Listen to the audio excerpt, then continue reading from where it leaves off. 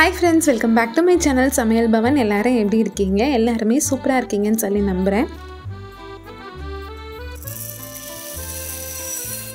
இந்த vlog வந்துட்டு போன சண்டே அன்னைக்கு காலையில இருந்து எடுக்க ஸ்டார்ட் பண்ணிட்டேன். and இது கூடயே நிறைய இன்ட்ரஸ்டிங்கான விஷயங்களும் ஷேர் பண்ணியிருக்கேன்.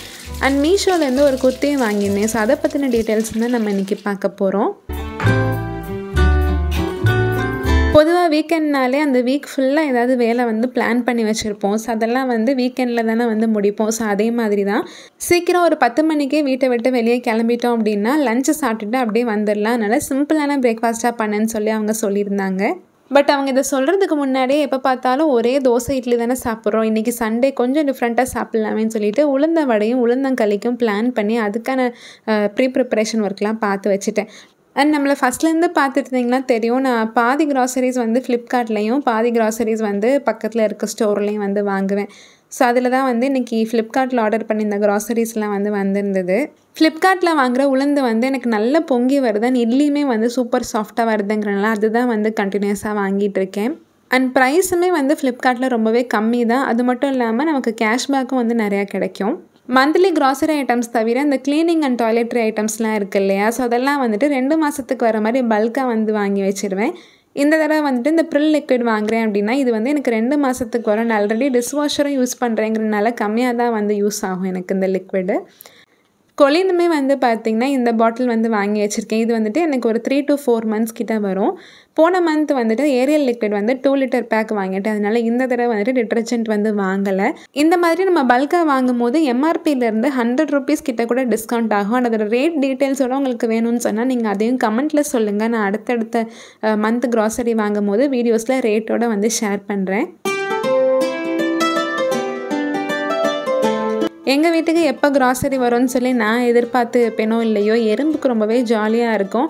அண்ட் எந்தெந்த க்ராசரிக்குள்ளெல்லாம் எறும்பு போக முடியாதோ அதெல்லாம் மட்டும் வெளியே வச்சுட்டு மீதி உள்ள க்ராசரி எல்லாத்தையுமே பாக்ஸ்குள்ளே ஸ்டோர் பண்ணி வச்சுருவேன்.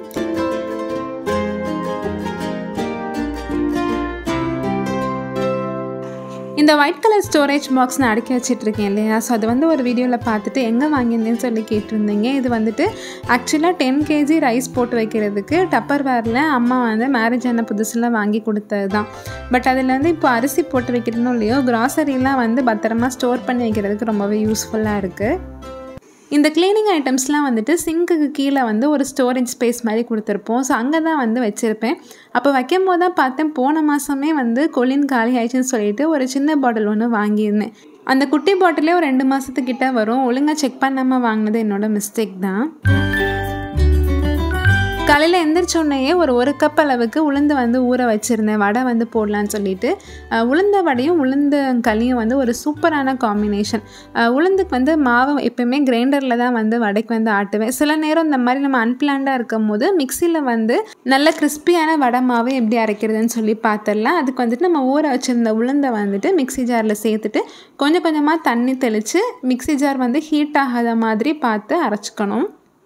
கிரைண்டரில் ஆட்டும் போது மோஸ்ட்லி ஹீட் ஆகாது, பட் மிக்சியில் ஆட்டும் போது நம்ம ஹீட் ஆகிடும். ஸோ பல்ஸில் வச்சு அரைச்சிக்கணும்.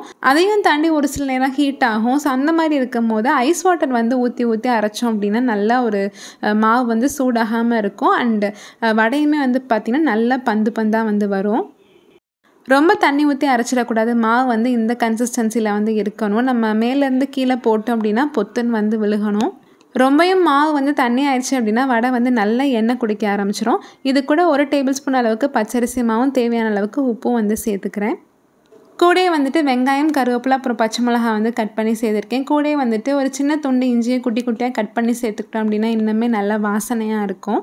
இப்போது எல்லாத்தையுமே எல்லாம் ஒன்றோட ஒன்றா மிக்ஸ் பண்ணிவிட்டு மாவு வந்து நல்லா பீட் பண்ணி விடணும். அந்த மாதிரி பண்ணும்போது ஏரேஷன் வந்து நடக்கும். ஸோ மாவு வந்து நல்லா சாஃப்டாக ஃப்ளஃபியாக ஆகிரும். ஸோ அதுக்கப்புறம் நம்ம வடை போட்டோம் அப்படின்னா வடையுமே வந்து நல்லா புஷ்ஷுன்னு வரும், நல்லா கிறிஸ்பியாகவும் வரும். சில நேரம் மிக்சியில் வந்து ரொம்ப ஹீட் ஆக்கி அப்புறம் இந்த மாதிரி ஏரேஷன் பண்ணாமல் அரைச்சி வடை வந்து செஞ்சோம் அப்படின்னா கல் மாதிரி ஆகிறதுக்கு சான்சஸ் இருக்குது. இந்த மாதிரி சின்ன சின்ன ஸ்டெப்ஸ் ஃபாலோ பண்ணும் போது கிரைண்டரில் வடைக்கு மாவாட்டி செஞ்சால் எந்த அளவுக்கு கிறிஸ்பியாக இருக்குமோ அதே அளவுக்கு கிறிஸ்பியாக வந்து நமக்கு வடை கிடைக்கும். களிமாவு வந்து எப்பப்பெல்லாம் காலி ஆகுதோ உடனே வந்துட்டு ஒரு 1 கிலோ போல் மெஷர் பண்ணி அரைச்சி வச்சுக்குவேன். அண்ட் ஆல்ரெடி வந்து இது ஒரு வீடியோலையும் ஷேர் பண்ணியிருக்கேன். இதோட மெஷர்மெண்ட்ஸ் வந்து பார்த்திங்கன்னா 1 கப் அளவுக்கு கருப்பு உளுந்து எடுத்தோம் அப்படின்னா 1/2 கப் அளவுக்கு பச்சரிசி வந்து எடுத்துக்கணும். நல்லா கழுவி காய வச்சுட்டு ரைஸ் மில்லில் கொடுத்து அரைச்சிட்டோம் அப்படின்னா களி மாவு வந்து ரெடி ஆயிரும். நீங்கள் ஃபஸ்ட்டு கம்மியான அளவில் பண்ணி பார்க்குறீங்க அப்படின்னா வீட்டிலே வந்துட்டு மிக்ஸி ஜார்லேயே வந்து நல்லா அரைச்சிட்டு அதுக்கப்புறம் நல்லா சல்லடை வச்சு சளிச்சிட்டிங்க அப்படின்னா ஃபைனான மாவு வந்து கிடைக்கும். திருநெல்வேலியில் வந்துட்டு ஒரு மெத்தடில் களி வந்து பண்ணுவாங்க. ஸோ அந்த மெத்தட் வந்து நான் ஆல்ரெடி ஷேர் பண்ணியிருந்தேன். பட் சிலருக்கு வந்து அது கட்டி விழுகுது அப்படின்னு வந்து சொல்லியிருந்தீங்க. ஸோ அதுக்கப்புறம் வந்து இன்னொரு மெத்தட் வந்து நானே ட்ரை பண்ணி பார்த்தேன். அதில் வந்துட்டு கட்டி விழுகிறதே இல்லை. அதுக்கு என்ன பண்ணணும்னு பார்த்தீங்கன்னா, நான் இன்றைக்கி 1 டம்ளர் அளவுக்கு மாவை வந்து எடுத்து ஃபஸ்ட்டு தண்ணியில் கரைச்சி வச்சுக்கிறேன் கட்டியே இல்லாமல். 1 டம்ளர் அளவுக்கு மாவு எடுத்தோம் அப்படின்னா 1 டம்ளர் அளவுக்கு இனிப்புக்கு கருப்பட்டி வந்து எடுத்துக்கணும். கருப்பட்டி வந்து காலியாக அம்மா ஊர்லேருந்து கொரியர் போட்டு விட்டுருவாங்க. நான் அது வந்ததுமே வந்து நல்லா இடித்து ஒரு பாக்ஸில் போட்டு வச்சுக்குவேன். சில நேரம் நம்ம வந்து டக்குன்னு ஏதாவது ரெசிபி செய்யணும் அப்படின்னா உடனே எடுத்து செஞ்சிடலாம். அப்போ உட்காந்து தட்டிகிட்டு இருக்க வேண்டாங்கிறதுனால எடுத்து வச்சுருந்த கருப்பட்டி வந்து ஒரு பேனில் சேர்த்துக்கிறேன். கருப்பட்டி வந்து நம்ம தண்ணியில் கரைச்சிட்டு அது வடிகட்டி தான் வந்து சேர்த்துக்கணும். சில நேரம் வந்து கல், மண், தூசி இதெல்லாம் வந்து இருக்கும் இல்லையா. கருப்பட்டியை கரைக்கிறதுக்காக 1 டம்ளர் அளவுக்கு தண்ணி ஆட் பண்ணியிருக்கேன். மாவு வந்து நான் ஆல்ரெடி தண்ணியில் மிக்ஸ் பண்ணி வச்சேன் இல்லையா. ஸோ அதில் வந்து 2 கப் அளவுக்கு தண்ணி ஊற்றி நான் மிக்ஸ் பண்ணி வச்சுருக்கேன்.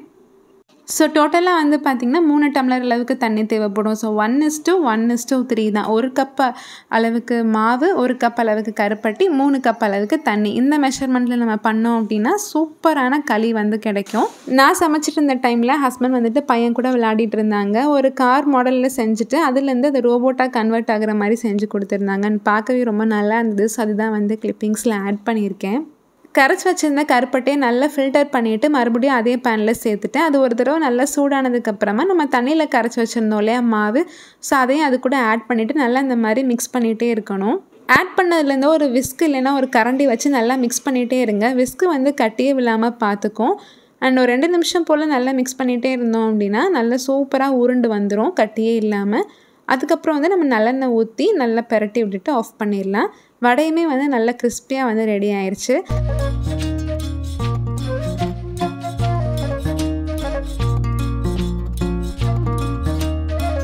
இன்றைக்கி லன்ச் வந்து ப்ரிப்பேர் பண்ண வேண்டிய வேலை கிடையாது. பட் இருந்தாலும் சண்டேங்கிறனால பாய்கிட்ட வந்து ஒரு 1/2 kg மட்டன் வந்து நாளே வந்து சொல்லியிருந்தேன். ஸோ அவர் காலையிலே வந்து கொடுத்துட்டாரு.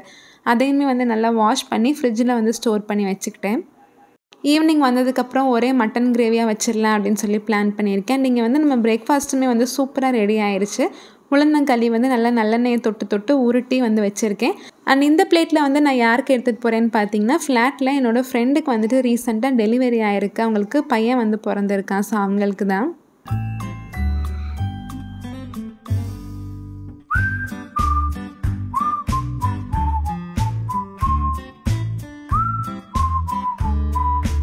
வீட்டிலேருந்து கிளம்புறதுக்கு 12 மணிக்கிட்ட ஆயிடுச்சு. அண்ட் ரொம்பவே லேட் ஆக்கிட்டேன்னு சொல்லி பையனுக்கும் அவங்களுக்கும் என் மேலே கொஞ்சம் கோவம் வேறு.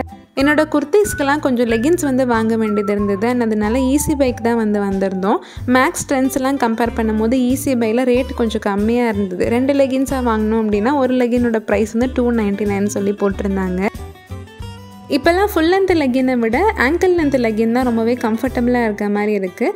இங்கே வந்து லெகின் ப்ரைஸ் கம்மி தான் தவிர பட் குவாலிட்டி வந்து சுத்தமாக நல்லா இல்லை. சரி ஆன்லைன்லேயே ட்ரை பண்ணிக்கலாம் அப்படின்னு சொல்லிட்டு அதை அப்படியே விட்டுட்டு குர்த்திஸ் தான் வந்து பார்த்துட்டு இருந்தேன். ட்ரெண்ட்ஸ்லலாம் ஒரு 1200 அந்த மாதிரி ரேஞ்சுக்கு போனால் தான் கொஞ்சம் குர்த்தி வந்து பார்க்குறதுக்கு கிராண்டாக இருந்த மாதிரி இருக்கும். பட் இங்கே வந்துட்டு இப்போ நான் காட்டிகிட்டு இருக்க குர்த்திஸ் எல்லாமே 599 சொல்லி போட்டிருந்தாங்க.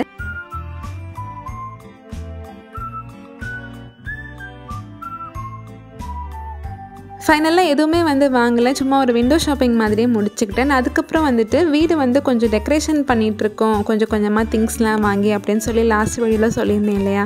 ஸோ அதை வந்து கொஞ்சம் நேரில் போய் பார்க்கலாமேன்னு சொல்லிட்டு R.Y.U வந்து பக்கத்தில் புதுசாக ஒரு கடை வந்து ஸ்டார்ட் பண்ணியிருந்தாங்க.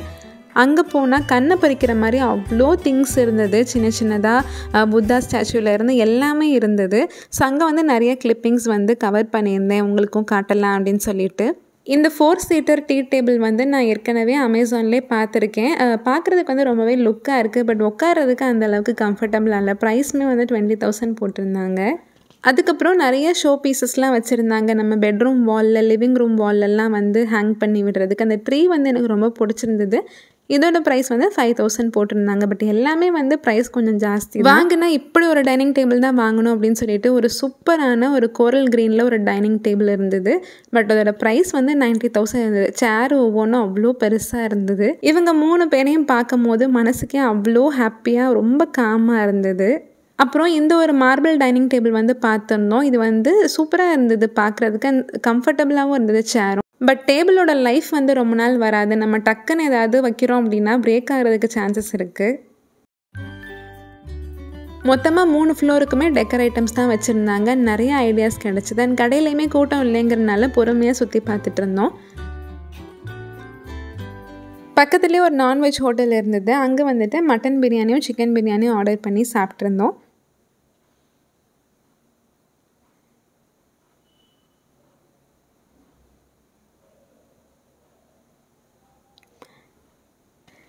வீட்டுக்கு வந்துட்டு ஈவினிங் ஒரு 5 மணி போல் மட்டன் வாங்கி வச்சுருந்தேன் இல்லையா, ஸோ அதில் வந்துட்டு குழம்பு மாதிரி பண்ணிடலாம், நைட்டு சப்பாத்தி வச்சு சாப்பிட்டுக்கலாம் அப்படின்னு சொல்லிட்டு எடுத்து பண்ண ஸ்டார்ட் பண்ணிட்டேன். செய்ய ஸ்டார்ட் பண்ணும் போது தான் கவனித்தேன், வீட்டில் வந்துட்டு வெங்காயமும் இஞ்சியும் சுத்தமாக இல்லை. அது இல்லாமல் எப்படி மட்டன் குழம்பு பண்ண முடியும்னு சொல்லிட்டு உடனே ஆர்டர் பண்ணியிருந்தேன். 100 ருபீஸ்க்கு மேலே ஆர்டர் பண்ணால் மட்டும்தான் ஃப்ரீ டெலிவரி வந்து கிடைக்கும் அப்படிங்கிறனால 1 கிலோ ராகி வந்து வாங்கியிருந்தேன். ராகி வந்து நம்ம ராகி இட்லி வந்து பண்ணலாம். அது கூட வந்துட்டு பையனுக்கு ஒரு மால்ட் பவுடரும் வந்து ரெடி பண்ணி வைக்கணும் வெயிட் கெய்னிங்காக. அது பண்ணும்போது கண்டிப்பாக ரெசிபி வந்து ஷேர் பண்ணுறேன். நம்ம நார்மலாக கடையில் ராகி மாவாக வாங்கி மால்ட் பவுடர் ரெடி பண்ணுறதை விட வீட்டிலே வந்துட்டு நல்லா க்ளீனாக வாஷ் பண்ணி அரைச்சி செஞ்சோம் அப்படின்னா ரொம்பவே நல்லா இருக்குங்கிறனால வாங்கியிருக்கேன்.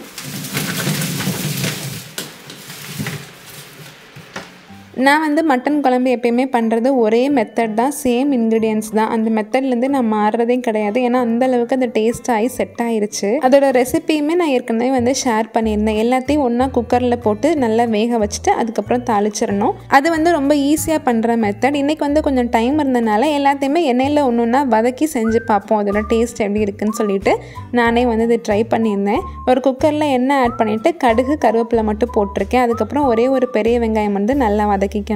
2 டீஸ்பூன் அளவுக்கு இஞ்சி பூண்டு பேஸ்ட், அப்புறம் ஒரு பெரிய தக்காளி, இது எல்லாத்தையுமே ஆட் பண்ணிவிட்டு நல்லா வதக்கிக்கணும். குழம்புக்கு தேவையான அளவுக்கு உப்பு, அப்புறம் மஞ்சள் தூள், மிளகாய் தூள் வந்து ஆட் பண்ணியிருக்கேன். அம்மா வந்து ஊரில் ஒரு மசாலா அரைச்சி கொடுத்துருந்தாங்க இல்லையா, ஸோ அது வந்து ஒரு 2 டேபிள் ஸ்பூன் அளவுக்கு ஆட் பண்ணியிருக்கேன். இந்த மசாலாவுக்கு பதிலாக 2 டேபிள் ஸ்பூன் அளவுக்கு மல்லித்தூளும் 1/2 டீஸ்பூன் அளவுக்கு சீரகத்தூளும் ஆட் பண்ணிட்டோம் அப்படின்னா கரெக்டாக இருக்கும். இந்த மெத்தட் வந்து நான் ஏற்கனவே சொன்னது தான். அதில் எல்லாத்தையுமே ஃபஸ்ட்டு குக்கரில் போட்டு ஒன்றா வேக வச்சுருவோம். இது வந்து நான் வதக்கி ஆட் பண்ணியிருக்கேன், அவ்வளோதான். மசாலா எல்லாத்தையுமே ஆட் பண்ணி நல்லா மிக்ஸ் பண்ணதுக்கப்புறமா மட்டன் வந்து சேர்த்துக்கணும். மட்டன் வந்து நான் எடுத்து வெளியே வச்சு ஒரு 1/2 hour கிட்ட ஆயிடுச்சு. பட் ரொம்பவே ஃப்ரீஸ் ஆகிருக்கு போல் இருக்குது. ஹீட் ஆனதுக்கப்புறம் வந்து கொஞ்சம் கொஞ்சமாக வந்து மெல்ட் ஆகி கரெக்டான கன்சிஸ்டன்சிக்கு வந்து இது வந்துட்டு இருக்க டைமில் ஃப்ரீயாக தானே இருந்தேன். சரி சப்பாத்திக்கும் தேய்ச்சி வச்சிட்டோம் அப்படின்னா நைட்டு வந்து தேய்க்க வேண்டாம், சாப்பிட்றதுக்கு முன்னாடி ஜஸ்ட்டு சுட்டு மட்டும் எடுத்துக்கலாம் அப்படின்னு சொல்லிட்டு தேய்ச்சி ரெடி பண்ணி வச்சுட்டேன். குழம்பு எவ்வளோ வேணுமோ அந்தளவுக்கு தண்ணி ஆட் பண்ணிவிட்டு ஒரு 7 to 8 விசில் போல் வச்சு எடுத்தோம் அப்படின்னா குழம்பு வந்து ரெடி ஆயிரும். அண்ட் லாஸ்ட்டாக வந்து ஒரு தாளிப்பை வந்து ஆட் பண்ணிக்கணும். அதுக்கு வந்துட்டு ஒரு கடாயில் எண்ணெய் ஆட் பண்ணிவிட்டு ஒரு பட்டை, ஒரு கிராம்பு, ஒரே ஒரு அன்னாச்சிப்பூ, கொஞ்சமாக கல்பாசிப்பூ, 1/2 டீஸ்பூன் அளவுக்கு சோம்பு வந்து கண்டிப்பாக ஆட் பண்ணிக்கோங்க. சோம்பு வந்து இந்த குழம்புக்கு நல்ல வாசனை கொடுக்கும். யூஸ்வலாக வந்து 8 மணிக்கு முன்னாடி சாப்பிட்டு முடிச்சிடுவோம். டின்னருக்கு வந்து நான்வெஜ் சாப்பிட்றோம் அப்படின்னா 7 மணிக்கெலாம் வந்து சாப்பிட்டு முடிச்சிடுவோம். அப்போ தான் வந்து சீக்கிரம் டைஜஸ்ட் ஆகும் அப்படிங்கிறதுக்காக. நான் ஒரு பாஸ்ட் 2 இயர்ஸாகவே குர்த்திஸ் எல்லாமே வந்துட்டு ட்ரெண்ட்ஸில் மேக்ஸில் தான் வந்து எடுத்துகிட்ருக்கேன். பட் சில ட்ரெஸ்லாம் வந்து பார்த்திங்கன்னா ஒரு தடவை வாஷ் பண்ணதுக்கப்புறமே துணி வந்து ஒரு மாதிரி ரொம்ப நொசன்னு போயிடுது. அந்த மாதிரி ஏன் ஆகுதுன்னு தெரியல. ரொம்ப ரேட் போட்டு தான் எடுக்கிறோம், 599, 699 சொல்லிட்டு. பட் அந்த மாதிரி ஆகும்போது எனக்கு ரொம்பவே கஷ்டமாக இருக்குது. சரி இந்த தடவை வந்துட்டு ஆன்லைனில் குர்த்தி எடுத்து பார்ப்போம் அப்படின்னு சொல்லிட்டு மீஷோவில் தான் வந்து ட்ரை பண்ணியிருந்தேன். மீஷோவில் இதுதான் வந்து நான் ஃபர்ஸ்ட் டைம் வந்து எனக்கு ஒரு குர்த்தி எடுத்த செட்டாக இருக்குது. இதுக்கு முன்னாடி எடுத்த 2 குர்த்திஸுமே வந்து நான் ரிட்டன் பண்ணிட்டேன். இது வந்து கொஞ்சம் ஆர்டர் பண்ணும் போதே பெரிய சைஸாக தான் வந்து போட்டிருந்தேன். எக்ஸல் வந்து போட்டிருந்தேன். எக்ஸல் சைஸ் வந்து எனக்கு ஷோல்டர் வந்து கரெக்டாக இருந்தது. பட் பாடி வந்து ரொம்பவே லூஸாக இருந்த மாதிரி இருந்தது. சரி ஃபிட் பண்ணிக்கலாம், நம்ம தான் மிஷின் வச்சுருக்கோமே அப்படின்னு சொல்லிட்டு தான் பெரிய சைஸ் வந்து போட்டிருந்தேன். சின்ன சைஸ் வந்து போட்டுட்டோம் அப்படின்னா அது வந்து கொஞ்சம் கஷ்டம், திரும்ப ரிட்டன் போடுற மாதிரி இருக்கும். இதே இது கொஞ்சம் பெரிய சைஸ் தான் நம்ம ஈஸியாக ஆல்டர் பண்ணிக்கலாம் இல்லையா, ஸோ அதனால தான் வந்து போட்டிருந்தேன்.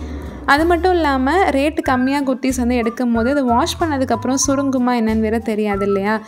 அதனால கொஞ்சம் பெரிய சைஸாகவே வியர் பண்ணியிருந்தேன். எப்படி இருக்குன்னு சொல்லி கமெண்ட் பண்ணுங்கள். வியர் பண்ணுறதுக்கு ரொம்பவே கம்ஃபர்டபுளாக இருக்குது அண்ட் பார்க்குறதுக்குமே ரொம்ப லுக்காக இருக்குது. நல்ல ஒரு ஒயிட் கலர் பேண்ட் ஷாலோட பேர் பண்ணலாம். இன்னும் வந்து நான் இதை வாஷ் பண்ணலை. வாஷ் பண்ணதுக்கப்புறம் எப்படி இருக்குன்னு சொல்லி ஃப்யூச்சர் வீடியோஸில் ஷேர் பண்ணுறேன். ப்ராடக்ட்டோட கோட் வந்து டிஸ்கிரிப்ஷனில் கொடுக்குறேன். நான் வந்து வாஷ் பண்ணிவிட்டு எப்படி இருக்குன்னு சொன்னதுக்கப்புறம் நீங்கள் விருப்பப்பட்டால் செக் பண்ணி பார்த்து வாங்கிக்கோங்க. அவ்வளோதான் ஃப்ரெண்ட்ஸ். இந்த வீடியோ எப்படி இருக்குன்னு சொல்லி கமெண்ட் பண்ணுங்கள். இந்த வீடியோ உங்களுக்கு பிடிச்சிருந்துச்சுன்னா நம்ம சேனல் சமையல்பவனுக்கு சப்ஸ்கிரைப் பண்ணி வச்சுக்கோங்க. நெக்ஸ்ட் வீடியோவில் பார்க்கலாம். தேங்க்யூ.